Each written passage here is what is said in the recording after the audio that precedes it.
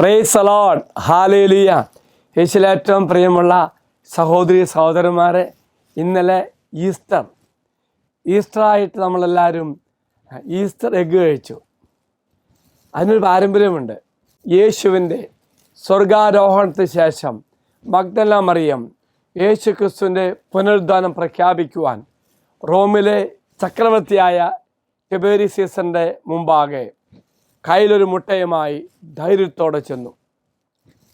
കയ്യിലുള്ള മുട്ട അയാൾക്ക് നേരെ നീട്ടിക്കൊണ്ട് അവൾ വിളിച്ചു പറഞ്ഞു, ക്രിസ്തു ഉയർത്തെഴുന്നേറ്റു. ചക്രവർത്തി അവളെ പരിഹസിച്ചുകൊണ്ട് അവളുടെ കയ്യിലുള്ള മുട്ട ചുവന്നതാണെങ്കിൽ മാത്രമേ യേശു ഉയർത്തെഴുന്നേറ്റുള്ളൂ എന്ന് പറഞ്ഞു. ഉടനെ മുട്ട ചുവപ്പായി മാറി. അവളുടെ സന്ദേശത്തിൻ്റെ സത്യസന്ധത വ്യക്തമാക്കുന്നതിന് ദൈവത്തിൻ്റെ ഒരു അടയാളമായി ചക്രവർത്തി കണ്ടു. പീലാത്തോസ് നിരപരാധിയായ ഒരു മനുഷ്യനെ വധശിക്ഷയ്ക്ക് വിധിച്ചു എന്ന് അവളുടെ പരാതി ചക്രവർത്തി ശ്രവിക്കുകയും പീലാത്തോസിനെ ജെറൂസലേമിൽ നിന്ന് പുറത്താക്കുകയും ചെയ്തു.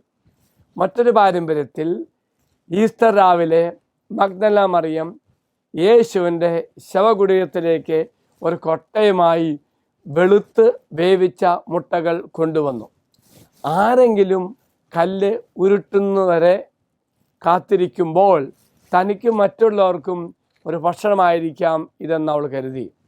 പുനരുദ്ധാന സ്ഥലത്തെത്തിയപ്പോൾ കല്ല് ഇതിനകം ഉരുട്ടി മാറ്റിയതായി അവൾ കണ്ടെത്തി. ഒപ്പം തൻ്റെ കൊട്ടയിലെ മുട്ടകൾ വ്യത്യസ്ത നിറങ്ങളായി മാറിയിരിക്കുന്നു അവൾ കണ്ടെത്തി. പ്രിയമുള്ളവരെ, ഈസ്റ്റർ മുട്ടയുടെ പാരമ്പര്യം പഴയകാലത്ത് സൃഷ്ടിയുടെയും പുനർജന്മത്തിൻ്റെയും വസന്തത്തിൻ്റെയും പ്രതീകമായിരുന്ന മുട്ട ക്രിസ്തുവിൻ്റെ പുനരുദ്ധാനത്തിന് ശേഷം മുട്ട ക്രിസ്ത്യാനികൾക്ക് ഒരു പുതിയ അർത്ഥം കൈക്കൊള്ളുകയും പുതിയ ജീവിതം ആരംഭിക്കുന്നതിൻ്റെയും പ്രതീകമായി മാറുകയും ചെയ്തു.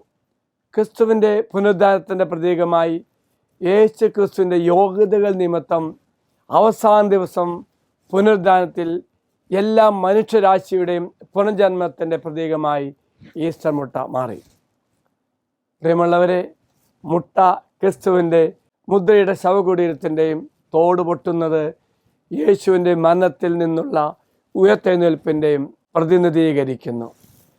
ദൈവം എല്ലാവരെയും അനുഗ്രഹിക്കട്ടെ എന്ന് പ്രാർത്ഥിക്കുന്നു. ഈശ്വരാശ്രമം അച്ഛൻ തരാം.